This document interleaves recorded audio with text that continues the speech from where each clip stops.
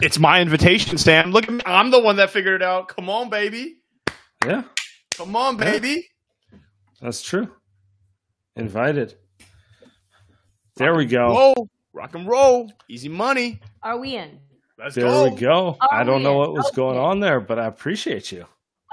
I think as soon as I just reloaded it, it just let me back in. There we go. There we go. Let's get this Classic. You gotta started. give it a little tap, blow some air in the. It's Yeah, exactly. It's like the old Sega Genesis days. Just pull the cartridge out, blow on it, you're good to go. Yeah. Dude, half our listeners don't know what the fuck is Sega Genesis. I guarantee you. Half our downloads have no idea. I barely know what that is. Well, you're pixelated as hell. You've got obviously dial-up still. Again? Yes. Oh, that's reality though. It's what it is. Oh. Pause. Every time, dude. I've tried to fit that. Oh, and my mic is gone. Well, this is a technical nightmare. We might just have to let it ride, honestly. We're gonna have to ride with it. Welcome to Light Years. We get Andy. Start of the season. Who's the number one most requested guest? People do love her. Is that true? Well, we're gonna ride with it. Yes, it's true. That's not true. That's obviously not. No. Every time we bring this up, every time we shoot a preview out with the little icons. Shout out to Josie to building these out, and every time we get some emails, we get some DMs. They're like, "Oh, just fucking get after her." Get after her. One, you will not be. As I'm just like, I'm a nice guy. We're just here to converse. She's a Warriors fan now. We're all Warriors fans. Converted now. Sam's a lifelong Chris Paul fan. I don't know what the hell is going on. He's like, I know this game. I'm all in. You get it. You're the only one who gets it. I know this game is great. I know this game is fantastic. That's perfect. Appreciate you coming on, Trysta. We got to start here. We haven't talked with you since we've been blessed by the second greatest point guard of all time on the Warriors, Chris Paul. Number one Steph, number two is Chris Paul. I've never disputed that in general. How are you feeling about this team? And neither has Draymond, obviously, long life, lifelong CP3 fan. I think we all are. Like, his just tenacity is just something that could be applauded. His leadership, he's always just getting after the guys, just being silly, just trying to motivate them. What he did for DeAndre Ayton was nothing short of remarkable. He took him from, number one overall pick to, a guy whose confidence is sky high, really, just sky high. So he did. Yeah. Hey, though, year one, did he not have you believing? He did. No, I just need 1 year out of Chris Paul. That's all you need. I'm not worried about what he's going to do to Brandon Pajemski in year 3. He is the Buck Showalter. He is the Tom Thibodeau of teammates. Year one is always get you that boost. Everybody's fired up. Nobody's tuning them out yet. Nobody's like, shh, can I cuss on this? Nobody's shut the fuck up, Chris, you short, big bootied fuck. No one's saying that yet. Listen here, we don't want to know what's in the purple drink. Like, let it go. Everybody's like, yeah, phenomenal leader. We're all fired up. We're all locked in. I mean that's factual. Like, we had Steph talking about it today. I'm going to pull it up real quick. Steph's going off about, It looks like he's sort of in everyone's ear after every play, sort of communicating everything. How would you describe what it's like? We've seen him play for a very long time, and it's nice that he can get directed at us in a way that we can accept it versus how it used to be. He does talk. That's good.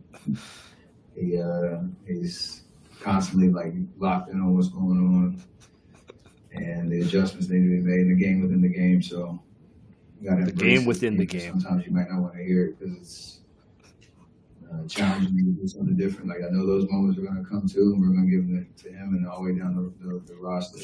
But good teams accept it and embrace it, and it's part of your identity. Yes. That just part. Fully bought in. Fully bought Ready? in. I know there's going to be times where we don't want to hear it, especially Kuminga. And especially Moody. Probably Moody will be fine, but good thing Jordan Poole's not on this team. That would have been tremendous, actually. That is kind of like everything they're saying feels like, look, man, we had to deal with Jordan Poole all last year. This is nothing. Chris Paul talks a lot and tries to tell us to defend. You don't know what it's like playing with a dude who has no interest in defending. That's the general vibe I get from everything. And they haven't played a game. Maybe it's annoying in 2 months, but I don't know. I mean, I think you look at Steph right there. He's pretty happy. He's been pretty happy all off season. I think as someone that's 32 years old now, I think I say this on every other pod. I think I can see what Steph is thinking, right? I think here's what he's thinking. He's like, bro, I'm 34, turning 35. I don't want to be around people that are in their early 20s. I just don't. There's no reason for me to be around people at that age. And I don't want to hang out with people. Certainly doesn't want to play with players at that age. And that's why this team is old as dirt coming into the season. That's why Rudy Gay's going to make this roster. He's like 42. That's why I'm shocked that Andre Iguodala isn't somehow on this roster. You know what I mean? Like they have open roster spots. They do. It's possible. They do. And you can see how happy he is because he's like, I might hate Chris Paul. We fought him for years and years and years in some of the biggest playoff games, but I don't care because he gets it. He's my age. He cares about winning. He's locked in. He's not worried about TikToks. He's not worried about doing little dances. You know what I mean? Like none of that bullshit. These guys are ready to play basketball. The Warriors are the revenge of the geriatric millennials. We're just over it. Don't you go to like Ultra and like don't you go to all the Coachella like VIP? I may. And you do follow me on Instagram. I forgot about that. Yeah, don't you go to all the young activities? You got wristbands on. I know you almost got stuck in the dirt when Coachella like enveloped on itself. Like that was you. You enjoyed that. Look, I quit drugs a couple of years ago. So I've been doing well for myself since. But no, I can feel the joy coming out of these guys. And again, like I don't know if it's gonna work. Just I feel like you're maybe on the more pessimistic side. I'm more pessimistic about this team coming to the season. I don't believe it, but they seem mentally way more prepared to play basketball than they did last season. That's for damn sure. Last year, as someone said, Ken Bareilles, was Fire Festival. Yeah, I mean, it was bad vibes from day one. You knew it was never – we got Ja Rule in here. It's murder. He's over there just promoting the team that we know is not going to have any good culture with – I mean, once you come in off the rip – with that TNT promo where Draymond Green is like going. Oh, that was my personal favorite. Where it's just like entering opening night. Here's this promo video I let no one on my team know about, and got no approval for, and is like clearly me not turning the page and making everything about me. So the fact that you beat the Kings, we beat the Kings in the first round, and Steph had this, devil performance, demon time. I had him, I think, as my avatar for like as long as I possibly could until Kings fans told me to stop. And so, yeah, how could it be any worse than it was last year? Really? That's really where I fall. Is this like a title team? Probably not, but it'll be more fun, I think. All right. Well, let me ask you this. What if the Jonathan Kuminga thing is real? Okay. Leading scorer in all of preseason, which as we know means he's Michael Jordan. Oh, yeah. But like, it is positive to see him buying in and kind of playing up to his potential on a consistent basis. Last time that happened for the Warriors, it was Jordan Poole 2 years ago in preseason, and he was obviously a catalyst for them winning a title. What if I was to tell you Jonathan Kuminga got that third-year leap, like legitimately established himself? I'm not saying he's going to be a star. I'm just saying he's like in the mix, Andrew Wiggins-ish level, maybe lower than that. Let's be honest. Like something like a guy you can count on. Does that change the way you look at the Warriors? Because they don't really have many guys over 6'6", and he is. Yes, I would say yes. I remember talking to Kent Lacob I think it was 2 summer leagues ago, and he said if Jonathan Kuminga takes a step, like everything hinges on JK and Moody. And if they don't take a step, we are fucked. If they do, then we're able to contend. And I think that's probably somewhere in the level of truth now, right? You need him. The question that I had for you guys. What did he say about James Wiseman, though? Oh, I mean, they were very divided on James. And you can tell that was like, that maybe almost tore them apart as an organization, Because I still was banging on, you guys know, I was on the, you were out early. Yeah, I was very supportive of getting rid of him. You saw him slucking his shoulders. No, you knew. You're like, you knew. Look, man, no confidence rebounding. How am I supposed to believe he's going to guard AD? Come on. I think the term that I used with you guys, one of the very first times we talked on the internet was deer in headlights was the term that was used. Just kind of not in his own body. Basketball IQ not very high. Didn't play a lot of games in college. These are all facts that we already knew was going to happen, but they wanted to go with upside. So, yeah, I think the organization's very torn on that. Very torn on the Oubre move, right? Like, I think the inner workings was that a lot of people said no to Oubre, and Kerr was like, yeah, why not? Why not? It's not our money. Let's pay the luxury tax on Tsunami Poppy. It'll be better than that those days. Eric Paschal. These names are hurting my heart. Like, the more you say it out loud, the more it's hurting. Where is Kelly Oubre now? Didn't he just sign a vet min contract somewhere? Philly. He's there. What a perfect fit. An unserious player for an unserious franchise. I mean, that is just what. I mean, come on. 18 more. I mean, I'm just so excited to watch Daryl not trade James Harden while everyone in Philly's miserable for another 4 to 6 months. Who is the high? I was asking, this is a trivia question that I was batting around with somebody the other day. Who is the highest paid player to not make an All-Star game right now? Is it Mike Conley? Oh, are you talking about like active? Active. Mike Conley's still active, barely. Yeah. You're talking about like highest paid in terms of what they're making this year? Yep, annual, AAV. AAV. Okay. So not career earnings. No. Okay.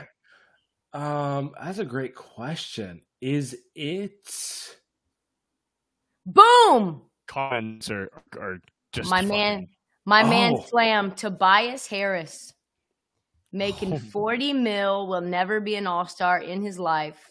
Stealing. Working with unserious people. Sometimes he seems like a good teammate though. Does he? Yeah. I'd be a pretty good teammate, too. I'm going to be honest with you. If I was making 45 mil at no pressure. You don't hear about people being like, Tobias is a pain. It's just kind of.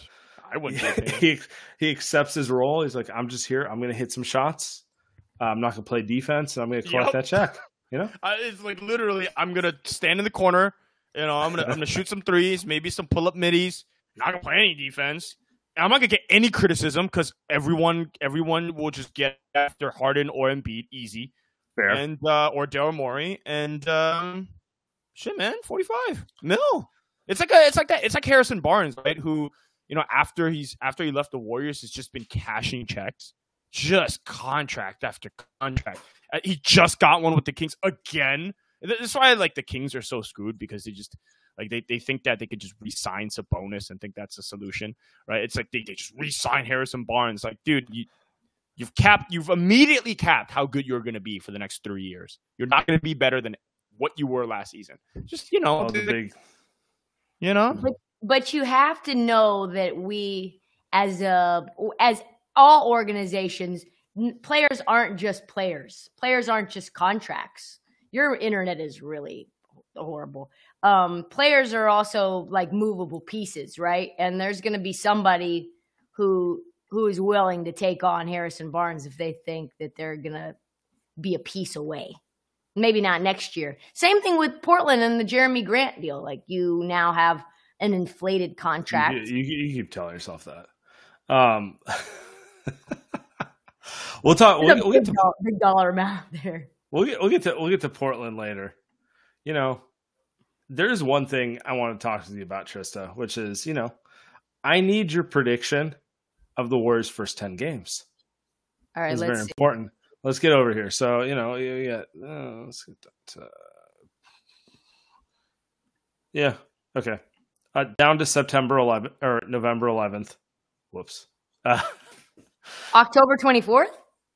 Yeah, we'll start there. That's opening night. So, you know, we'll go through it here. So we got the Phoenix Suns on October 24th. At the crib, though. At home. At the crib. That's a win. Opening night. That's a win. Standing ovation for Chris Paul. Oh, yeah. I mean, it is the Chris Paul revenge game. He's going to be as healthy as he'll be the entire season. Is this the first time KD's playing in front of fans? I think it is. At Chase. Oh, I mean, the energy will be electric. Chris Paul will probably have 15, 8 and 6. Steph will have 5, 8, 9 threes. Clay still looking a little rusty, probably. Relax. But ready for his extension. Yeah, that's a win. We'll go down the list. Now we're at Sacramento. We're, you know, 90 miles away. Hour 20. You know, an hour and 2 hours in traffic. Let's be honest. 2 hours.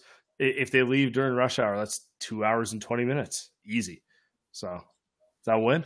That's a dub. You've still got the Sacramento Kings dealing with a little bit of, we'll call it new wrinkles. Is Kevin Huerter starting? Is Chris Duarte starting? Like, how is these new rotation guys going to fit in? I say it's going to be a overtime 136-134 victory for our Dubs. Okay.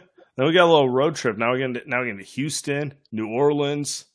Where we're at? Let's speed through this here. At All Houston. Right. That's a dub. That's 3. 3 At New Orleans on the back to back.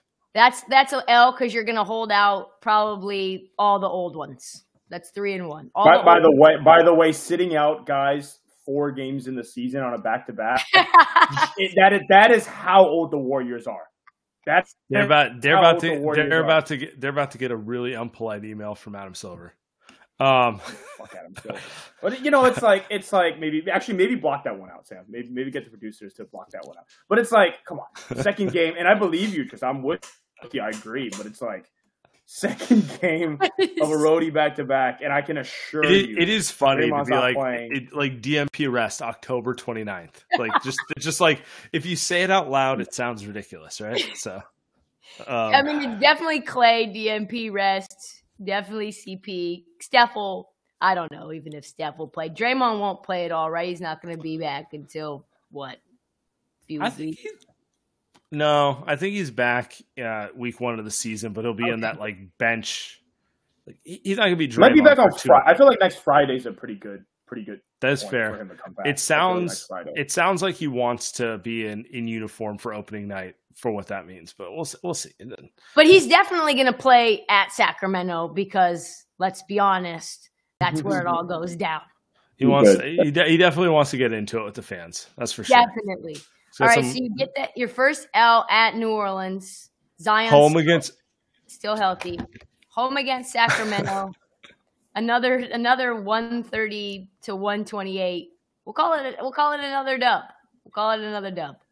Okay. This is where you get your second L at Oklahoma City. Oklahoma City, I think, is going to be really good. I'm not sure the interior presence is, and I think Oklahoma City's got better shooters than we thought. Like I saw them tonight. I think they shot 50% from 3 against the Bucks. I know it is preseason, but they do have shooters. Shea looks better. So that's what? That's 4-2. That's 5-2. Then we're to Cleveland. That's a clear win. That's a clear win. You'll lose at Detroit just like you did the last time, because that one hurts. Yeah, back to back again. I think probably someone will play because E40 will go. The Little Caesars will be rocking. Oh my God. Will be crazy. Big Sean will be in there. Probably Eminem or something. It'll go crazy in there. You're gonna get this is a talk radio game. Wiseman will have a good 8 points, and it'll be like, did we make a mistake? Yep. Did we make a mistake here? Let's say 808 KMBR calling. Do we make a mistake? Anyway. Did we give up on James Wiseman too soon? 4 blocks. Exactly. 1 corner 3. Looked serviceable. And then we're 5 and what are you? 5 and what? 5 and 3. We're 5 and 3 here. Yeah. You get the win against Denver. They still have the ring slump. We'll call it does Denver have the hangover? What's going on? Jokic shot 1-3. Is Jamal Murray himself? But Michael Porter will have some sort of subtweet or like some cryptic IG message about how he feels disrespected because Calvin Booth told KOC that he doesn't play defense and he kind of sucks. So, but it's possible. Now by the way, those Calvin Booth ricochet shots were just, I couldn't believe they were real. So to set the context here, Calvin Booth, who's the GM of the Denver Nuggets, essentially said that Peyton Watson, whomsoever he is a bigger, larger, more athletic version of Bruce Brown, and that essentially in so many words that he shouldn't have been paid so much money, which is insane to say because let me tell you something, Calvin Booth, if you could have paid Bruce Brown, you would have. You couldn't have won the championship without him, so relax. Insane. Did we get to the end of the prediction? Did we get to the what was it? Did we go 6-4? And I think that's the 9th game. No, I think that's the 9th. That's the 9th game. So now we're back at home. We're back at Chase against Cleveland. Oh, there we go. So 7-3. Oh, 7-3 is the prediction. The Trysta prediction is 7-3. That's where we're at. Okay, you're trying to casually avoid slander because no one can get mad at 7-3. No one's gonna be like, "What a hater." Has a 7-3 on a road heavy schedule. This is just absolutely playing to the crowd. I appreciate it. You have to know your audience. We'll go 3-7 on my own TikTok. How about that? 3-7 is what they went last year. I mean, like that was the most miserable 10-game start I've ever seen to a freaking basketball season. But the Warriors took that. If the Warriors go 5-5 or 6-4, not even as good as 7-3, but they're all vibing, I'll take that. I mean, that's. I think this is a team that, Chris Paul plays maybe 23 minutes a game to start the season. Draymond's going to play 25 minutes a game, start the first 5 games of the season. Pajemski might play 15 minutes a game, the way they're talking about it. So I'm not sure what this team's going to, I'm going to be honest, I'm not sure what this team's going to do. Next Tuesday against the Suns, it's going to be a hell of a game. Oh, it's going to be buckets on buckets on buckets. That's one that you have to just circle as a fan, no matter what. Like, I just want to see a good game. Are you guys going to go? You're going to be up in the building and just put your feet on the floor? You're just 32. 32. At home. Saving up for Ultra, saving up for Badlands. No,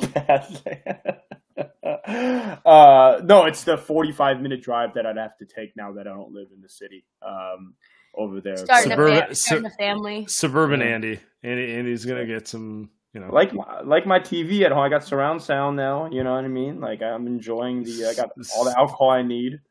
Internet's obviously highly functioning. It's ridiculous. Every show I do this. This is preposterous, but here we are.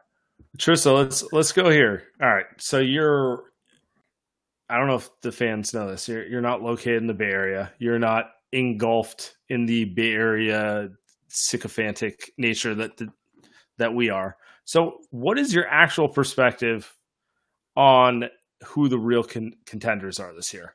Where are we at here? Where are the Warriors on your list? Where are they like kind of, if things break right, top of the list, literally need nuclear war to break out and maybe they can get in there?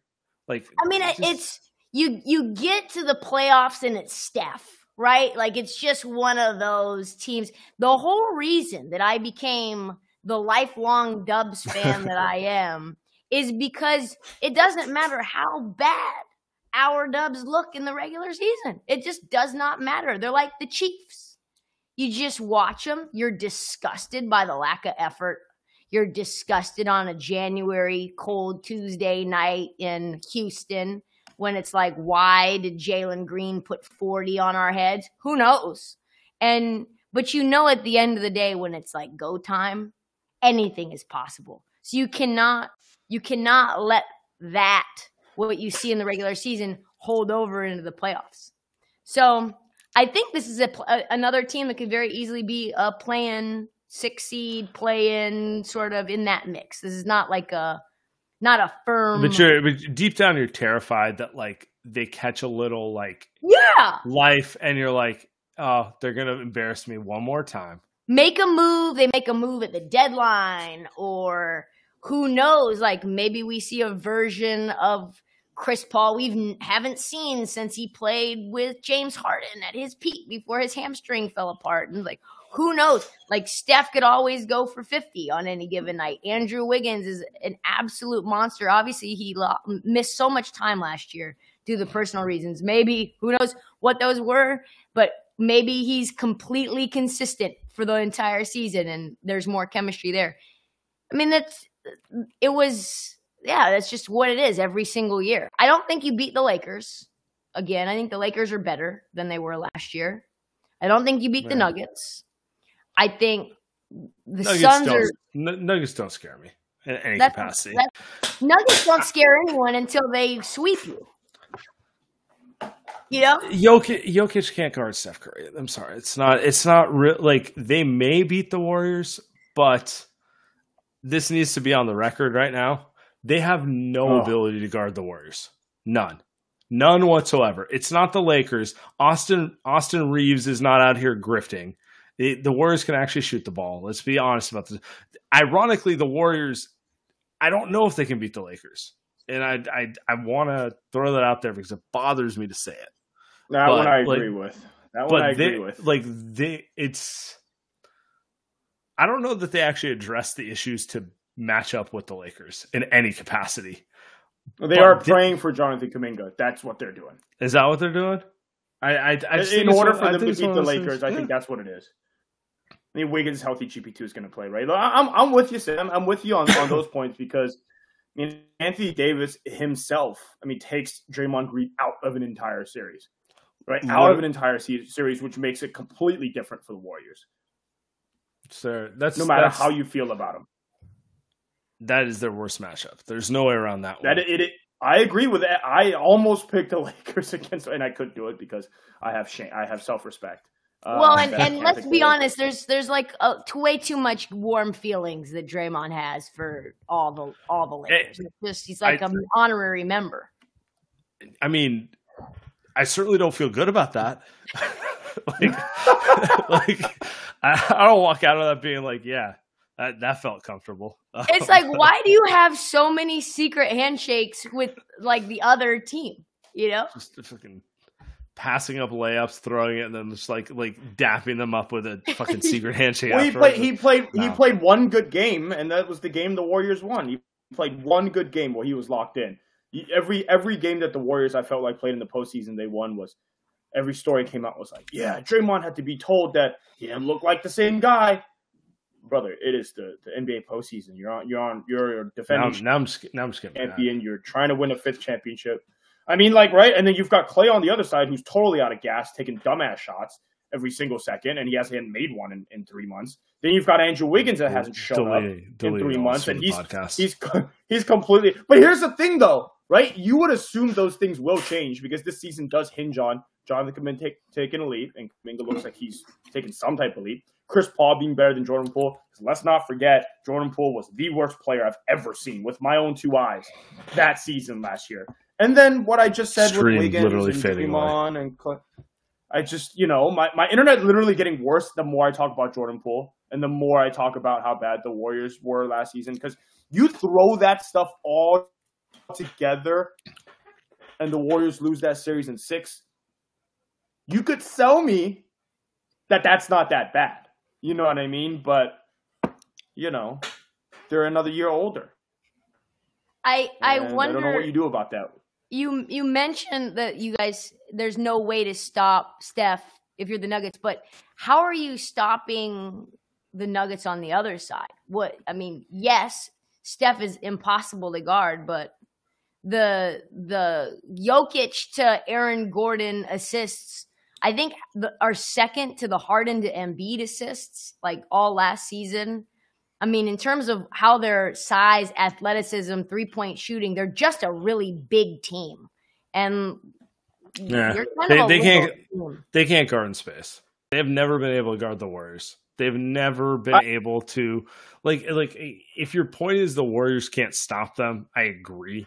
It's going to turn into a 135-130 game. For sure. The Nuggets don't have any ability to guard in space. They've never been able how are they guarding a high pick and roll? How are they guarding Klay Thompson coming off of screens? How are they guarding Andrew Wiggins spreading them out? They can't. Like they guarded the Lakers who can't shoot the ball. That's fair. I'm not buying their ability to walk away with that sort of matchup. I think the Warriors expose their ability in space in general. If this was the Warriors of 4 years ago, right? Well, yeah, I think this is a young. Fuck that. Who cares though? I agree. If you put Klay and Draymond might be washed, man. That's the thing. I right, like the best version of the Warriors, they run through the Nuggets. I mean, come on, they run through the Nuggets. But I'm talking about the current version of them. I still think they have issues guarding at the high. Like Denver didn't have to go through it. Denver didn't have to go through a single team who could actually put pressure on them on the perimeter. That's my Miami matchup was a joke. Terrible. The more we go back on just a joke matchup. I mean, the East should be. I mean, that's just embarrassing. The Boston Celtics and the Milwaukee Bucks, just embarrassing that they couldn't get to the finals. That at least the Philly even could have had Embiid with the Jokic matchup. With Milwaukee, you'd have Giannis and Brook. That'd be fun up there. And then Boston, you've got a bunch of bigs. You've got Rob Williams, Horford. Then you've got 2 wings that can attack some of their guys. None of those guys make it out of the East. They lose to a team that Miami Heat, by the time the Heat got to the finals, were a shell of a team. The East is embarrassing. I don't even know how I got on this page, but the East is embarrassment. I just want the record to show, I do think Denver is still the best team in the league, and until they're beaten, they're the champions. And I'll, roll with that. I'm just saying, I'm not that impressed by them. I need to see it. I need to see it a little more. I need to see multiple years of it before I bend over. You need to see them be light years ahead of everyone else. Yes, of course. Come on now. They're drafting. They're drafting. We'll see. They are. I don't know about Julian Strother. I don't know about Hunter Tyson. I'm not so sure about. There was another one, Peyton Watson. By the way, the reason that was such a joke by Calvin Booth to say that Peyton Watson was just a bigger Bruce Brown is I just happened to be sitting next to all of the scouting department for Denver when they played at Summer League last year in Vegas, and they were lamenting how bad Peyton Watson was. He had one good shot when I came up, and I was like, "Oh, how's Peyton Watson playing? He's playing well." And they're like, "Are you serious? No, he's horrible. He's been awful." Jesus Christ. Also, it's even if he's good, there's a difference between being good and being a 27-year-old who's ready to contribute in an NBA Finals good. The Warriors know this. Yes. The Warriors know this very well. You're enjoy your little 2 timelines. Exactly. I can tell you right now, there are no 2 timelines. Go draft someone that's ready to play. I mean, the Warriors are on year. What year is this for Kuminga? 3? 3. 3. Mm-hmm. Kids 22. I mean, 21. Chances are that he's not ready to be ready to put. Is he? Yeah, I do this every year. But chances are he's not ready to play winning minutes, serious winning minutes in a championship team. But maybe he is. Maybe he's that guy. But the Warriors are waiting, like Kent said. It's all going to depend on Kuminga and Moody.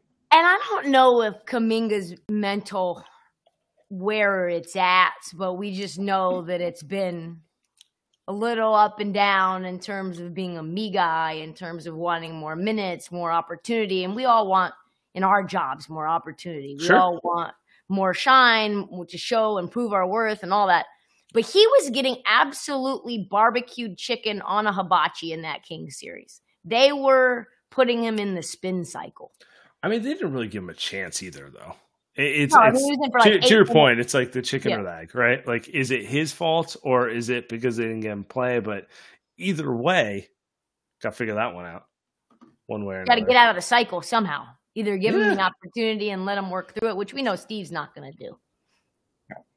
Yeah. FIBA, by the way, really quick. FIBA has exposed what we know to the world, what we lifelong Dubs fans know to the world. It was good to see a little wrath, wasn't it? Woo! Yeah. I like this is a topic that I like. This is a topic that I like. What's the take coming out of FIBA? Well, one that Steve is very stubborn. He's a Steph merchant. Yeah. See what you do without number 30. What if you don't do exactly what Steve wants you to do, then you need to go sit your ass down at the end of the bench. We had guys that were starting in the beginning, then you didn't even see them. They were on milk crates by the end. There was no adjustments. The young guys were just nowhere to be found. Yeah. It was like watching the two timelines, honestly. It was disgusting. It felt like he was trying to run a long-term plan to get these guys to become players that are going to be championship players. Brother, Steve, you got a couple months, man. Go play the guys that should be playing. Go run a scheme that should work right now. You don't got time to play the fucking game. You don't got time to hold Brandon Ingram's hand and try to make him sacrifice. It's like, no, Brandon Ingram cannot play. He doesn't know how to play. He cannot play. He doesn't know how to play. Or just challenge him off the bat. Like that. My takeaway from camp is you're hearing the coaching staff being like, "We're changing everything. We're being more active. We're holding players accountable." And I'm sitting here going, like, "Did you not do that before?" Like, it's a strange thing because it's like to your point, you're in a 3-week tournament. It's more of a like yes or no. It's not a we lost, but for the greater good, we're going to learn over the next 6 to 9 months type of thing, right? Like it's not Montessori. The greater good is that they're bringing LeBron, Steph, and KD, who are going to be 43 by the time next summer comes around. That's the greater good. Is they're going to bring those 3 guys. They're going to bring Kawhi, who doesn't have a knee ligament in him. You're going to bring Dame, who's just as old as Steph. Zero chance Kawhi plays. I'll put my entire savings account on him tearing a non-existing ligament not being there. You go down the list. Either. Jason Tatum. Who? Dame won't play either. Yeah, they don't even need him. I'm just throwing him out there. Then they're going to bring the guys who are in their prime, like Jason Tatum and Devin Booker. They're going to bring those 2 guys. Where the fuck were you guys this summer? What were you guys doing? Because I know y'all wasn't playing in the finals. So what were you playing pickup in LA? What? Go play. I have to watch Jalen Brunson. See, now you've got me going. I have to watch Jalen Brunson. And Austin Reeves. From my country. You had to watch Austin Reeves was good too. At least it was good. But still, like if that's what we're doing, an undrafted it's America, baby. guy, Austin Reeves is America, though. No shade to Austin Reeves, but listen, like send our best and our brightest, and that is not Austin Reeves. Best and our brightest. Oh my God, FIBA is who do you have? I sometimes wonder. I sometimes wonder. What Coach Spo is thinking on the bench. Sometimes I wonder. His face suggested he was mortified. That's my takeaway. His face suggested I was an unhappy camper this whole way. All right, Trysta, give us your October 17th pick for who's going to win the NBA title. Boston. Oh, come on. That never works. You know yeah, why? but I don't want them to win it either. So it's You- it's you know. You know why Boston won't win? That's so good. They All don't right, have let's hear it. They don't have a Let's hear it. vibes guy. They don't have a. Every team who wins Drew a is the title vibes guy. Drew's the vibes guy. is Drew a vibes guy like this?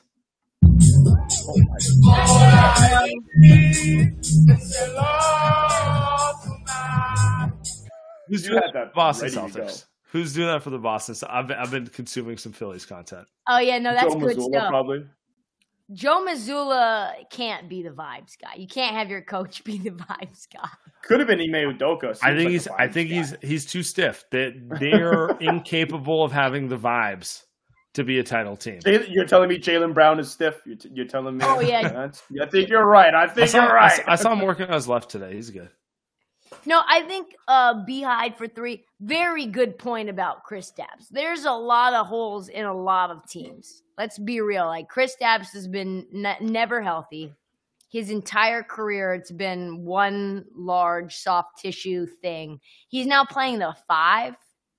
I don't know about that. I think they're certainly better now that they have Drew versus Marcus Smart and Rob Williams.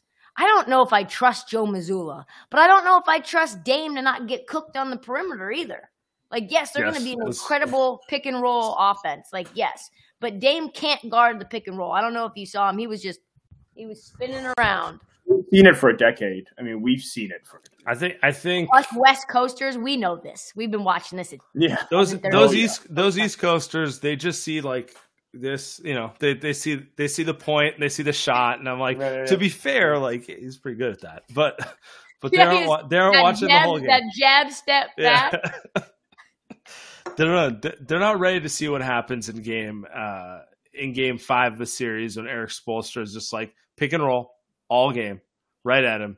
Kyle Lowry, I'm going to inject you with some steroids. Just do it. You know, that sort of thing, right?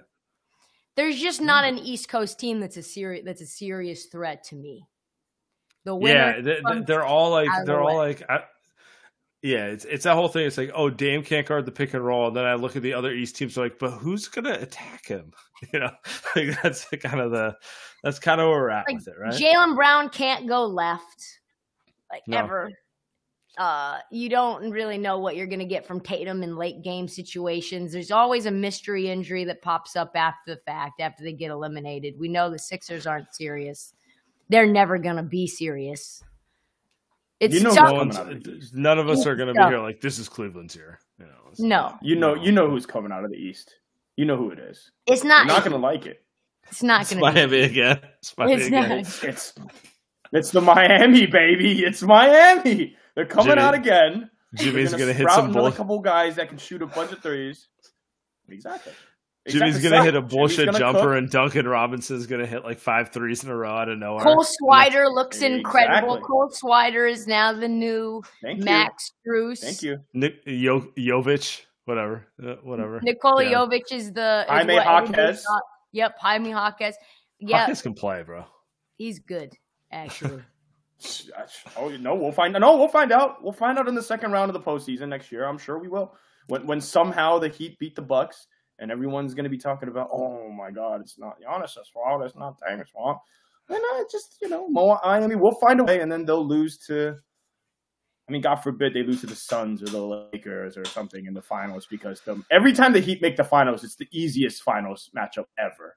I mean, they actually have to face a serious team from the West. The series is over in 5 or 6, but like Trysta said, not a single serious team in the East. So what can you do? I am very curious what will happen if the Bucks get eliminated early. I would hate to see Giannis leave Milwaukee and leave Dame there all by himself. Would you hate it? Loyalty. Would you hate it? Would you? 10 toes down.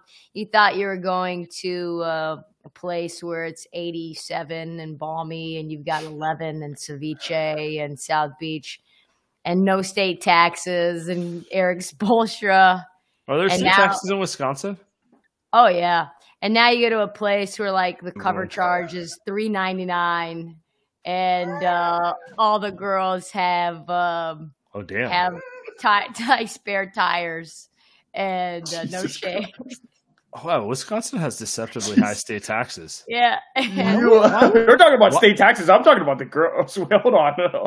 You have really like specific descriptions of the people And like, and and are like you he's from? in the middle of like single Dame season 2. Like he goes to a new team and immediately files for divorce, thinking he was going to Miami. It's like been signed probably for 3 months, and now he's in like a place where he has to wear triple fat goose, and all the girls do too, for like 9 months of the season.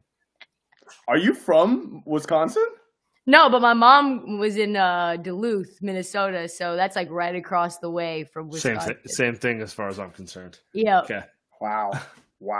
Yeah. Wow. So Dame's not having a good time. So hashtag running from the grind, switching teams. It would really. That's his problem, not mine. Nor mine. Nor mine.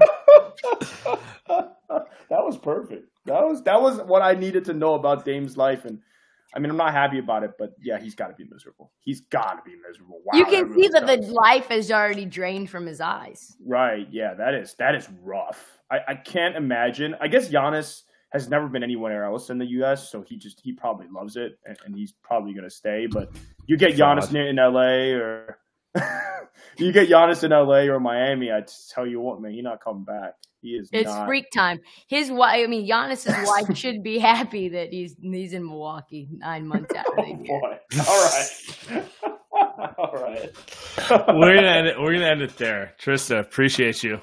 Thanks, guys. Appreciate you. We'll do this again sometime. You'll come on the pod. I owe you. Yes, thanks, we owe you. We both owe you. Appreciate you, fam. Appreciate